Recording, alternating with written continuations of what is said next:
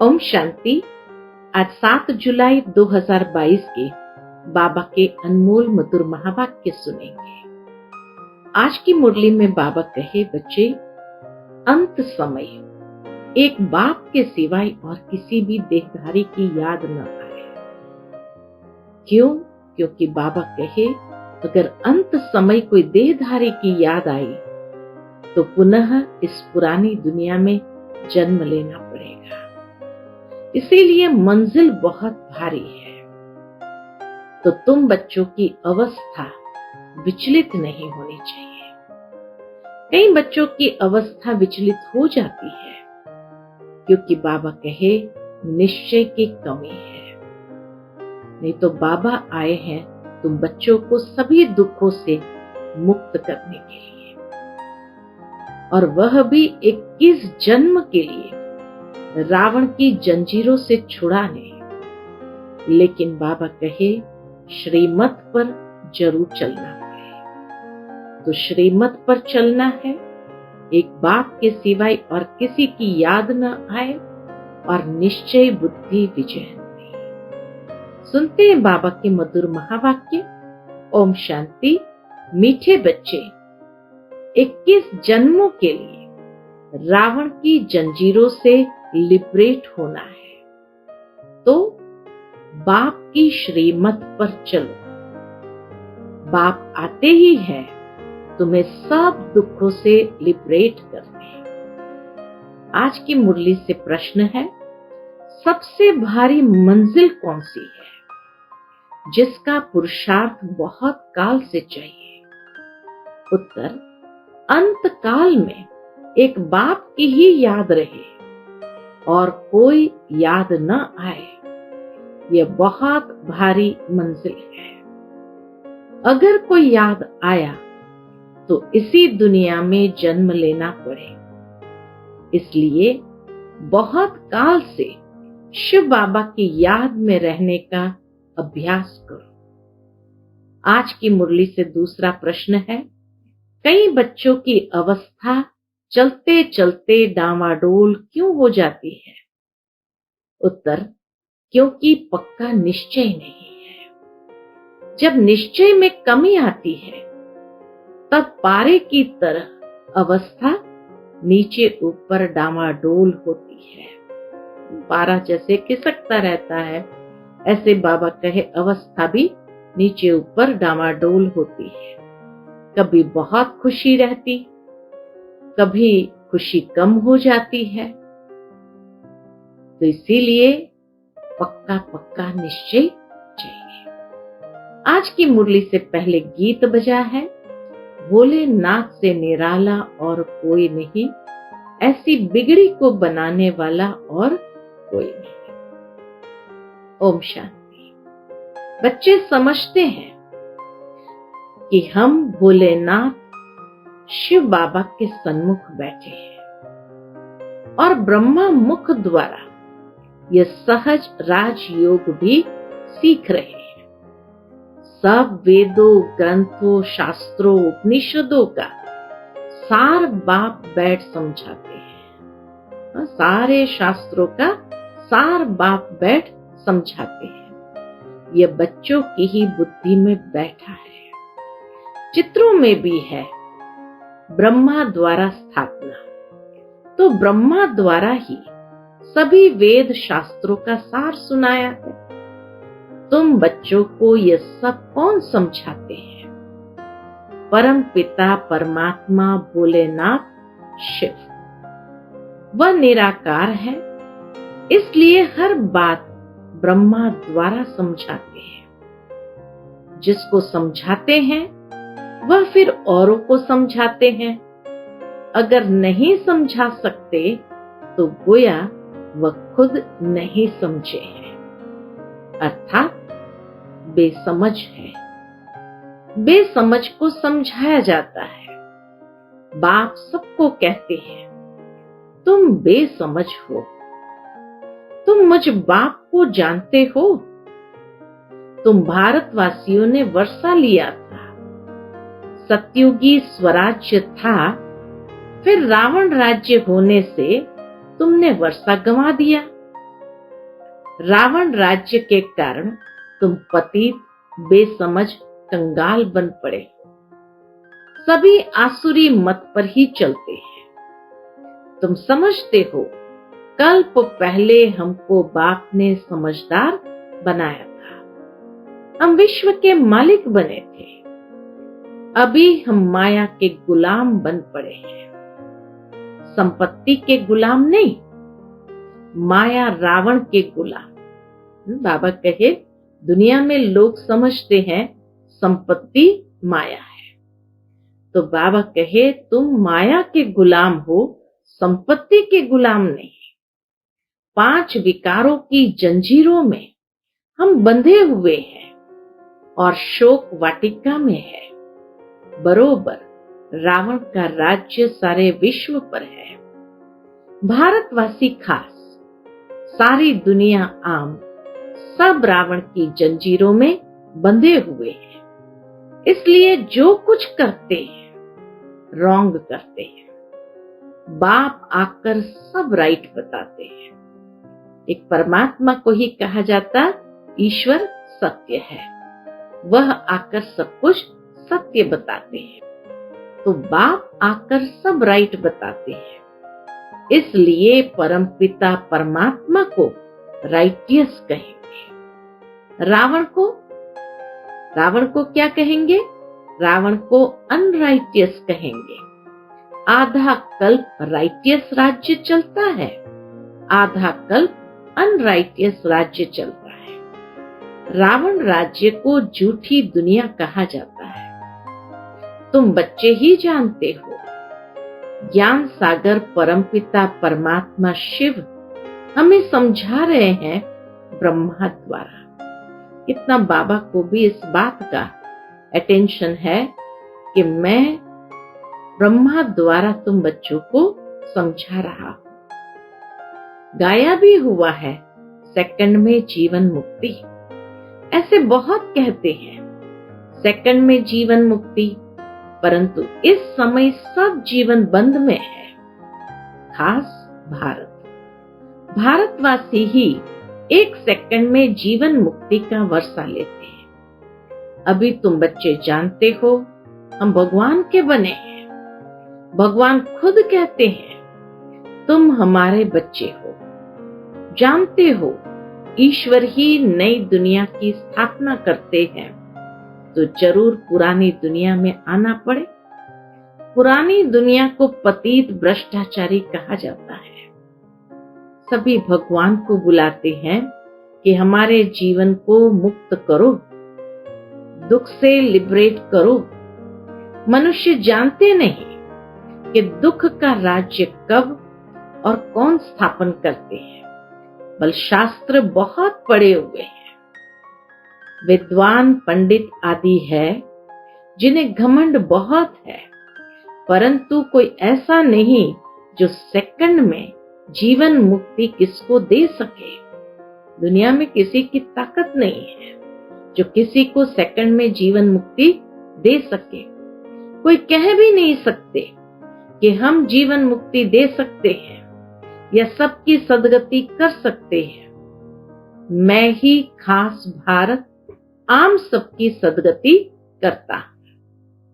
गाया भी जाता है परम पिता परमात्मा सर्व का सदगति दाता है, सर्व का लिबरेटर है। दुख से लिबरेट करते हैं। सुख से कोई लिबरेट करते हैं क्या? दुख से लिबरेट तो बाप करते हैं। अच्छा, सुख से लिबरेट कौन करते हैं? भारत सुखी था ना, फिर सुख से लिबरेट कर दुख में कौन लाया? सुख से लिबरेट करने वाला है रावण। अब राम की श्रीमत पर चलने से तुम 21 जन्मों के लिए लिबरेट होते हो। उसको कहा जाता है जीवन मुक्ति या सदगति। बच्चों की बुद्धि में अब बैठा है। बरोबर भारत जीवन मुक्त था तब सुखधाम था, अब भारत दुखधाम है, जीवन बंद में है। बेहद का कनेक्शन हो जाता है। बाबा कहे जीवन मुक्ति या जीवन बंद, ये बेहद का कनेक्शन हो जाता है। तो बाप बेहद की ही ये सब बातें सुनाएंगे। जो हद में मनुष्य है वह तो जानते ही नहीं, न स्वर्ग को न नर्क को जानते हैं। वह तो यह सब कल्पना समझ लेते हैं। दुनिया के मनुष्य तो क्या समझते हैं?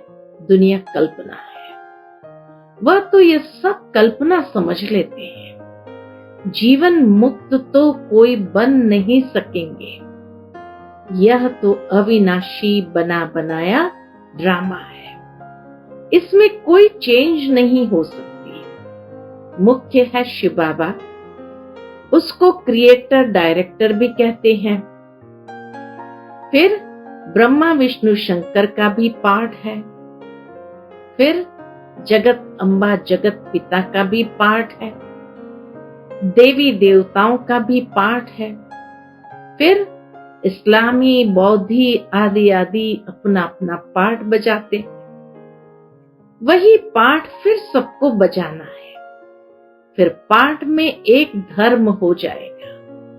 फिर पार्ट में एक धर्म हो जाएगा।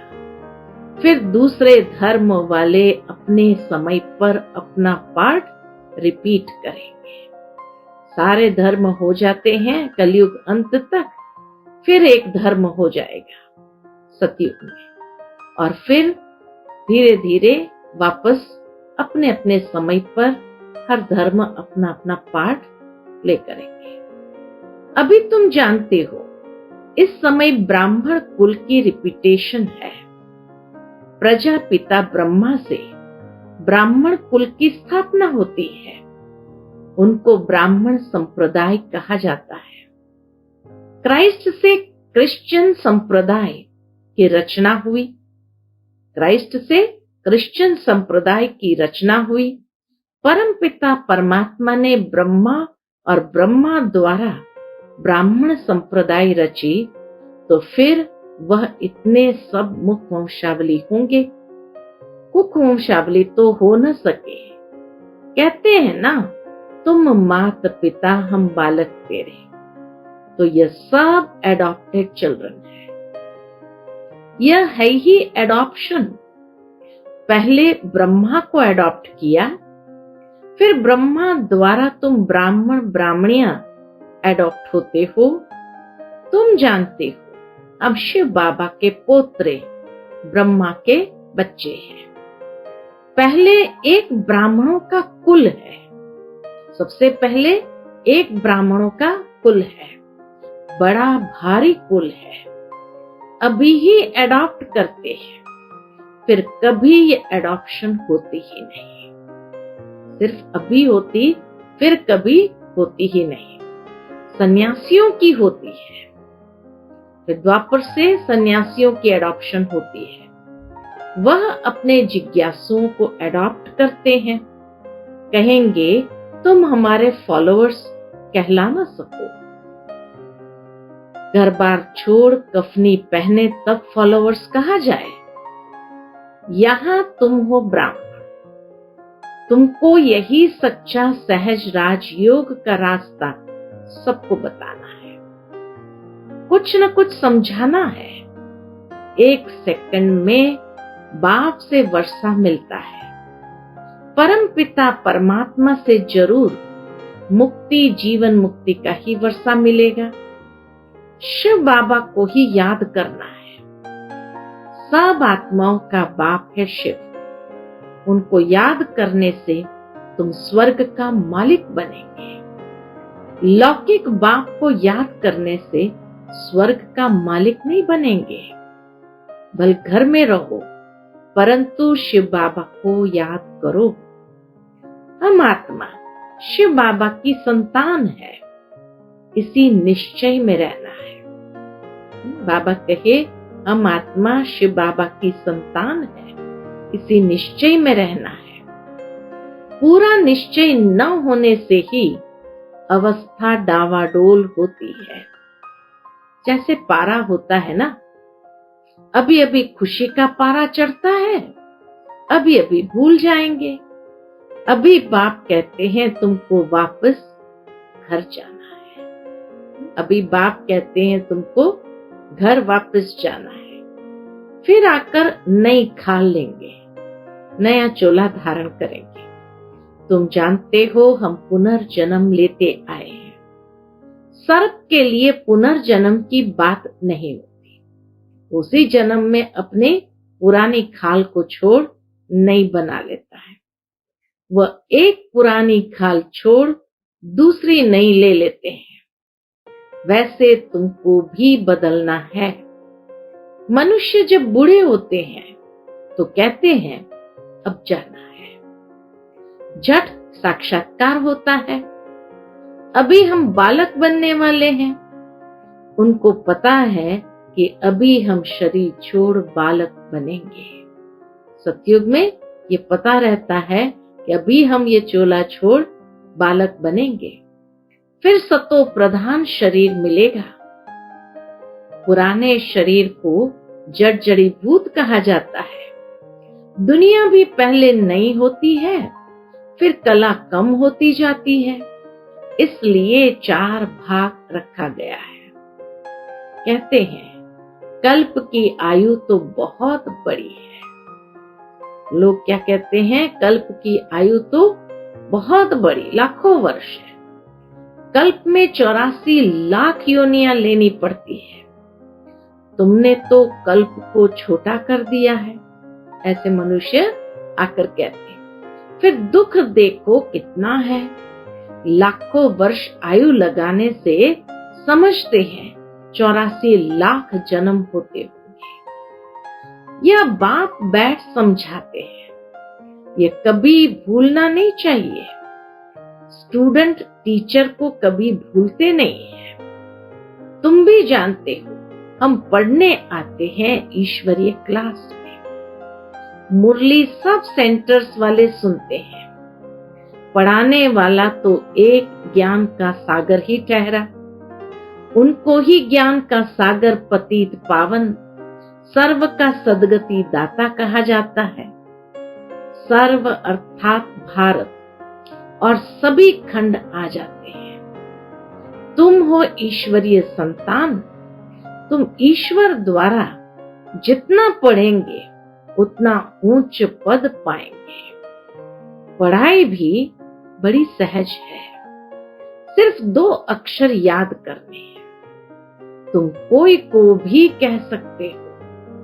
परम पिता परमात्मा बेहद के बाप को याद करो तो तुमको स्वर्ग में बेहद का सुख मिलेगा। बस एक बाप को याद करो। अंत काल में अगर कोई दूसरा याद आया तो अंत काल जो स्त्री सुमिरे ऐसे जन्म में जाएंगे। ऐसे निम्न क्लास के जन्म में जाएंगे। बाप कहते मंजिल बहुत भारी है। सावधानी से सीढ़ी पर संभल कर चलना है। 1-2 को सावधान करते रहना है। कैसे सावधान करते रहना है? शिव बाबा को याद करते रहो। बाप बैठ बच्चों को समझाते हैं। बच्चे, इन गुरुओं का भी मुझे उद्धार करना है। तुम माताओं द्वारा बाबा को इन गुरुओं का भी उद्धार करना है। माताओं द्वारा तो माता गुरु बिगर कोई का भी उद्धार नहीं होना है। माता को ही निमित्त रखा जाता है। जगत अम्बा मुख्य है ना, उनका देखो कितना प्रभाव है। ब्रह्मा का इतना नहीं है। सिर्फ पुष्कर में मंदिर है, वहां पर बहुत करके पुरुष ही जाते हैं। अम्बा का बहुत मान है। जहां तहां देवियों के मंदिर पर बहुत मेले लगते हैं। गुरुओं की मत पर चलते चलते बहुत धक्के खाए हैं। फायदा क्या हुआ? कुछ भी नहीं। उतरती कला होने से भारत को पतित तो बनना ही है। वापस कोई जा नहीं सकते। तुम समझ गए हो जो भी मनुष्य मात्र है सब पतित है, जड़ जड़ीभूत अवस्था में है, उसमें सब आ जाते हैं। इस दुनिया में मनुष्य को कितना दुख है, कदम कदम पर दुख बढ़ता ही जाता है। तुम बच्चे समझते हो, बाहर तो बिल्कुल बेसमझ है। बाप कोई नहीं जानते, कहते भी है तुम मात पिता हम बालक तेरे। जरूर वह स्वर्ग रचने वाला है, जो होकर जाते हैं फिर उनका गायन चलता है। अब तुम जानते हो कि फिर से स्वर्ग की स्थापना हो रही है। जब स्वर्ग था तो दूसरे कोई नहीं थे, अब दूसरे सब है, तो यह धर्म नहीं है, फाउंडेशन है नहीं। अब वह जो आदि सनातन देवी देवता धर्म था, उसकी फिर से स्थापना हो रही है। आधा कल्प तक फिर और कोई धर्म निकलते नहीं, एक ही धर्म रहेगा, आधा कल्प सूर्यवंशी चंद्रवंशी स्वराज्य। यह है तुम्हारा ईश्वरीय जन्म सिद्ध अधिकार। Heavenly God fatherly birth right है, heavenly God fatherly birth right है। हम अपने स्वर्ग की स्थापना कर रहे हैं, राज्य करने के लिए लायक बन रहे हैं। वही हमको पढ़ाते हैं, वही हमको पढ़ाते भी है, लायक भी बना रहे हैं। वही हमको पढ़ाते हैं, लायक बनाते हैं, रोज रोज समझाते हैं, पक्का करने लिए समझाते हैं। माया तुम्हें याद नहीं करने देंगे, तुम कितनी भी कोशिश करो। बाबा को याद करने लिए तो युद्ध चलती है ना। बाप बैठ रास्ता बताते हैं कि क्या करो। तुम कर्म योगी भी हो। हाँ, बच्चे आदि तंग करने लगते हैं, रौरव नर्क है ना, दुख देने वाली संतान है। वहां होते हैं सुखदायी संतान, स्वर्ग में है सुखदायी संतान, क्योंकि सुखधाम है। वहां कोई ऐसी चीज होती नहीं जिससे दुख हो व मैलापन हो। यहाँ तो कितना दुख है, बीमारियां भी एक कैसी कैसी गंदी निकलती है। आगे थोड़ी थी, कैंसर की बीमारी का नाम भी नहीं सुना था। स्वर्ग में कोई बीमारी होती ही नहीं। जब आसुरी राज्य शुरू होता है, तब ये गंदी बीमारियां शुरू होती है। यह भी ड्रामा बना हुआ है। स्वर्ग में कितनी सुंदर गायें होती है। कहते हैं कृष्ण के पास ऐसी ऐसी अच्छी गायें थी, तो उनको भी ग्वाला बना दिया है। कृष्ण कोई ग्वाला थोड़ी था।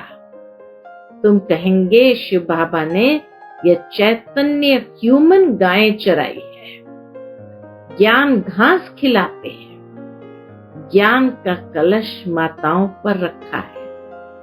बाबा कहते हैं अब मैं जो सुनाता हूँ वह सुनो। पहली बात मन मना भव, मुझे याद करो तो विकर्म विनाश होंगे। यह है बहुत सहज उपाय। अच्छा, मीठे मीठे सिकिलदे बच्चों प्रति माता पिता बाप दादा का याद प्यार और गुड मॉर्निंग। रूहानी बाप की रूहानी बच्चों को नमस्ते। हम सब रूहानी बच्चों की रूहानी माता पिता बाप दादा को याद प्यार, गुड मॉर्निंग और नमस्ते नमस्ते। शुक्रिया बाबा, शुक्रिया।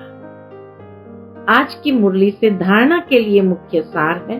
पहली पॉइंट, बाप की श्रीमत पर सबको रावण की जंजीरों से मुक्त कर जीवन मुक्ति का वर्षा दिलाने की सेवा करनी है। दूसरी पॉइंट, एक बाप से ही सुनना है, बाकी जो सुना उसे भूल जाना है। मंजिल भारी है, इसलिए एक दो को सावधान करते बाप की याद दिलाते उन्नति को पाना है। आज का बाप दादा का मधुर वरदान हम बच्चों के प्रति है, सत्यता की हिम्मत से विश्वास का पात्र बनने वाले बाप व परिवार के स्नेही भव। सत्यता की हिम्मत से विश्वास का पात्र बनने वाले बाप व परिवार के स्नेही भव। विश्वास की नाव सत्यता है, दिल और दिमाग की ऑनेस्टी है, तो उसके ऊपर बाप का, परिवार का स्वतः ही दिल से प्यार और विश्वास होता है। विश्वास के कारण फुल अधिकार उसको दे देते हैं। वे स्वतः ही सबके स्नेही बन जाते हैं। इसलिए सत्यता की हिम्मत से विश्वास पात्र बनो। सत्य को सिद्ध नहीं करो, लेकिन सिद्धि स्वरूप बन जाओ तो तीव्र गति से आगे बढ़ते रहेंगे। आज का स्लोगन है, सबसे अधिक धनवान वह है जिसके पास शांति व पवित्रता का खजाना है। सबसे अधिक धनवान वह है जिसके पास शांति व पवित्रता का खजाना है। अच्छा, ओम शांति।